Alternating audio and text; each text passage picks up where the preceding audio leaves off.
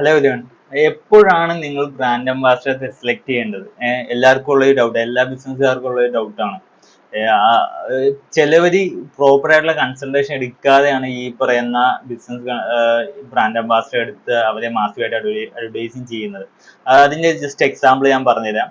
ഇപ്പോൾ ഒരാൾ ഒരു അഡ്വർടൈസ്മെന്റ് മാസമായിട്ട് ചെയ്യാൻ വേണ്ടി ഉദ്ദേശിക്കുന്നു. അയാളുടെ ബ്രാൻഡ് അത്രയും എസ്റ്റാബ്ലിഷ്ഡ് ആക്കാൻ വേണ്ടി, അത്രയും വലുതാക്കാൻ വേണ്ടി അയാൾ ഉദ്ദേശിക്കുന്നു.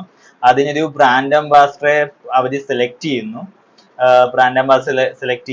എന്നിട്ട് നേരെ മാസീവായിട്ട് ഔട്ട്ഡോർ ഹ്യൂജ് ക്യാമ്പയിൻസ് എന്ന് വെച്ചാൽ ലക്ഷങ്ങളുടെയും കോടികളുടെയും ക്യാമ്പയിൻസ് ആണ് ഓരോ മീഡിയംസിലും അവർ ചെയ്യുന്നത്, പല മീഡിയംസിലായിട്ട്. ഇത് കൊണ്ടിട്ടുള്ള പ്രശ്നം എന്താണെന്ന് വെച്ചാൽ അവരുടെ ഓൺലൈനായിട്ട് അവർക്ക് യാതൊരു തരത്തിലുള്ള പ്രസൻസും അല്ലെങ്കിൽ പ്രസൻസ് ഉണ്ടാവില്ല എന്നുള്ളതാണ് ഏറ്റവും മേജർ ആയിട്ടുള്ള ഇഷ്യൂ എന്ന് പറയുന്നത്. എന്താന്ന് വെച്ചാൽ നമ്മൾ ഔട്ട്ഡോർ ഇപ്പം ഈ പറഞ്ഞ പോലെ ബ്രാൻഡ് അംബാസിഡർ വെച്ചിട്ട് ഒരു മാസമായിട്ട് ഒരു ക്യാമ്പയിൻ ചെയ്യുമ്പോൾ അവര് ഈ പറയുന്ന ഓൺലൈനിൽ എന്തായാലും സെർച്ച് ചെയ്യും.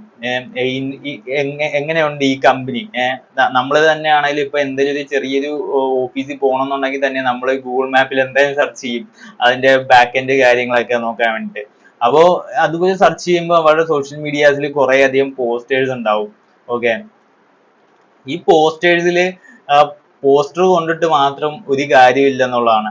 അവർക്ക് അറിയേണ്ട കാര്യം എന്ന് പറയുന്നത് ഇവര് നമ്മുടെ ഈ പറയുന്ന ബെസ്റ്റ് ക്വാളിറ്റി ഔട്ട്പുട്ട് ആ ഒരു ബിസിനസ്സിൽ നിന്ന് കിട്ടുമോ, അല്ലെങ്കിൽ ആ ഒരു ബിസിനസ്സിൽ നിന്ന് കിട്ടുമോ എന്നാണ് അവര് നോക്കുന്നത്. ആസ് എ കസ്റ്റമർ നോക്കുന്നത് ആ ബിസിനസ്സിൽ നിന്നിട്ട് നല്ല ഔട്ട്പുട്ട് കിട്ടുമോ, അല്ലെങ്കിൽ സർവീസ് ആണെങ്കിലും പ്രൊഡക്റ്റ് ആണെങ്കിലും.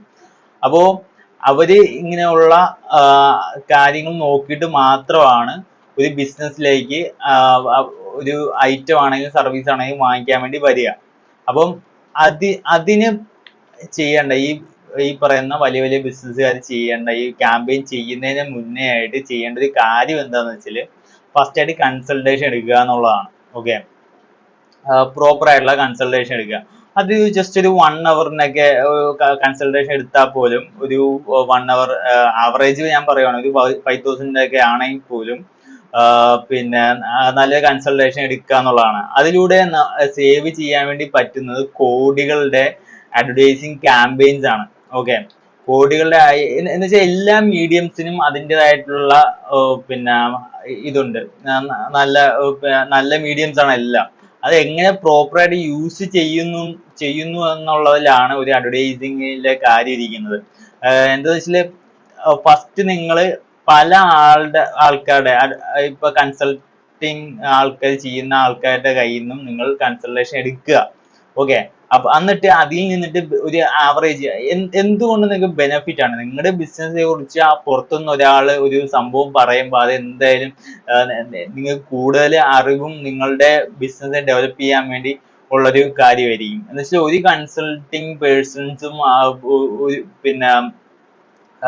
മാനിപ്പുലേഷൻ, അല്ലെങ്കിൽ നിങ്ങൾക്ക് തന്നെ അവരുമായിട്ട് സംസാരിക്കുമ്പോൾ മനസ്സിലാവുമല്ലോ ഈ കൺസൾട്ടേഷന് ക്വാളിറ്റി ഉണ്ടോ ഇല്ലയോ എന്ന്. അപ്പൊ ആദ്യം അങ്ങനെ ചിന്തിക്കുക. അതിൽ നിന്നിട്ട് നിങ്ങൾക്ക് ബെസ്റ്റ് ആയിട്ടുള്ളൊരു കൺക്ലൂഷൻ കിട്ടും. നിങ്ങളുടെ ബിസിനസ് ഇപ്പൊ ഏത് ലെവലിലാണ് നിൽക്കുന്നത്, എങ്ങോട്ടാണ് കൊണ്ടുപോകേണ്ടത്. അപ്പം ഡിജിറ്റൽ മീഡിയംസിൽ നിങ്ങൾ പ്രോപ്പറായിട്ട് നിങ്ങൾ നല്ലൊരു പ്രസൻസ് ഉണ്ടാക്കിയെടുത്തിട്ട് മാത്രം നിങ്ങൾ ഈ പറയുന്ന ഔട്ട്ഡോർ ക്യാമ്പയിൻസിലോട്ട് പോവുക എന്നുള്ളതാണ് ഇതിൽ പറയാനുള്ളത്. ഓക്കെ, അതിന് ഏറ്റവും പ്രധാനപ്പെട്ട ഒരു കാര്യം എന്ന് പറയുന്നത് ഇൻഫ്രാസ്ട്രക്ചർ ആണ്. ഓക്കെ, എപ്പോഴും നോക്കുന്നത്, ഒരു ക്ലയന്റ് എപ്പോഴും നോക്കുന്നത് അവർക്ക് അത്യാവശ്യം നല്ല നീറ്റ് ആയിട്ടുള്ള ഓഫീസ് ഉണ്ടോ, അത്യാവശ്യം വലിയ ഓഫീസ് ഉണ്ടോ. അത് ഡിപ്പെൻഡ്സ് ഓൺ ആണ്. നമ്മൾ വലിയ വലിയ ക്യാമ്പയിൻസ് ചെയ്യുമ്പോൾ എന്തായാലും വലിയ എന്ന് വെച്ചാൽ ഒരു ബ്രാൻഡ് അംബാസിഡർ സെലക്ട് ചെയ്തിട്ട് അവരിൽ നിന്നിട്ട് ഒരു ക്യാമ്പയിൻസ് ചെയ്യുമ്പോൾ ആ ഒരു ബിസിനസ് എന്തായാലും എത്രയും വലിയ ഇൻഫ്രാസ്ട്രക്ചർ ഓഫീസും കാര്യങ്ങളൊക്കെ ഉള്ള കമ്പനീസ് ആയിരിക്കും. അപ്പോൾ അത് മാക്സിമം നിങ്ങൾ ഈ ഡിജിറ്റൽ ഏരിയാസിൽ കാണിക്കാൻ വേണ്ടി ശ്രമിക്കുക എന്നുള്ളതാണ്. ഓക്കെ, ആ ഇൻഫ്രാസ്ട്രക്ചർ എന്ന് വെച്ചാൽ എങ്ങനെയാണ് ഇൻഫ്രാസ്ട്രക്ചറും കാര്യങ്ങളൊക്കെ എന്ന് മാക്സിമം നിങ്ങൾ കാണിക്കാൻ വേണ്ടി ശ്രമിക്കുക. അതുപോലെ തന്നെ നിങ്ങളുടെ എംപ്ലോയീസിനെ അതിൽ മാക്സിമം പ്രൊജക്റ്റ് ചെയ്യിപ്പിക്കുക. മീൻസ് അതിൽ കാണിക്കുക, നിങ്ങളെ എംപ്ലോയീസ് വർക്ക് കൾച്ചർ കാര്യങ്ങളൊക്കെ കാണിക്കുക. ഇതിലൂടെ നന്നായിട്ടുള്ളൊരു ലീഡ്സ് ജനറേറ്റ് ചെയ്യാൻ വേണ്ടി പറ്റുന്നതാണ്. ഓക്കെ, നല്ലൊരു കൺവേർഷൻ കിട്ടും ഇതിലൂടെ. അല്ലെങ്കിൽ ആൾക്കാർ നിങ്ങളുടെ ബ്രാൻഡ് കാണും, പക്ഷെ കൺവേർഷൻ ഉണ്ടാവില്ല. അതാണ് ഇതിൽ പറ്റുന്ന ഏറ്റവും വലിയ പ്രോബ്ലം എന്ന് പറയുന്നത്. ആൾക്കാർ നിങ്ങളുടെ ബ്രാൻഡ് കണ്ടിട്ട് ഒരു കാര്യമില്ല, അത് അപ്പൊ തന്നെ വിടും.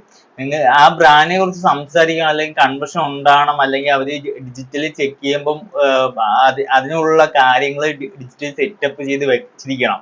ഓക്കെ, അത് മാത്രമല്ല, നിങ്ങൾ ഓൾറെഡി ചെയ്തിട്ടുള്ള ചെറിയ ബിസിനസ് ആയിരിക്കും, അത് വലുതാക്കാൻ വേണ്ടിയിട്ടായിരിക്കും നിങ്ങൾ ഈ പറയുന്ന ബ്രാൻഡ് അംബാസിഡർ എടുക്കുന്നത്. അപ്പം നിങ്ങൾ ഓൾറെഡി പിന്നെ നിങ്ങളുടെ വെബ്സൈറ്റിലാണെങ്കിൽ അതിനനുസരിച്ചുള്ള മാറ്റങ്ങൾ നിങ്ങൾ വരുത്തണം. എന്നിട്ട് മാത്രമേ നിങ്ങൾ ഈ ഔട്ട്ഡോർ ക്യാമ്പയിൻസ് ചെയ്യാൻ പാടുള്ളൂ. ഓക്കെ, അപ്പൊ ഇതിനെ കുറിച്ച് കൂടുതൽ അറിയണം എന്നുണ്ടെങ്കിൽ ജസ്റ്റ് കോണ്ടാക്ട് ചെയ്യാം. ഓക്കെ, ഇത് വാട്സപ്പ് നമ്പറാണ്. അപ്പോൾ എന്തായാലും ഇതുപോലെയുള്ള അഡ്വർടൈസിങ് റിലേറ്റ് ചെയ്തിട്ടുള്ള വീഡിയോസിന് വേണ്ടി ഈ പേജ് ഫോളോ ചെയ്യാവുന്നതാണ്, ലൈക്ക് ചെയ്യാവുന്നതാണ്. നിങ്ങൾക്ക് ഇഷ്ടപ്പെട്ടാൽ നിങ്ങളുടെ ഫ്രണ്ട്സ്, ബിസിനസ് ചെയ്യുന്ന ഫ്രണ്ട്സിന് ഷെയറിങ് ചെയ്ത് കൊടുക്കുക. ഓക്കെ, എന്തായാലും നെക്സ്റ്റ് വീഡിയോ കാണാം. Thank you.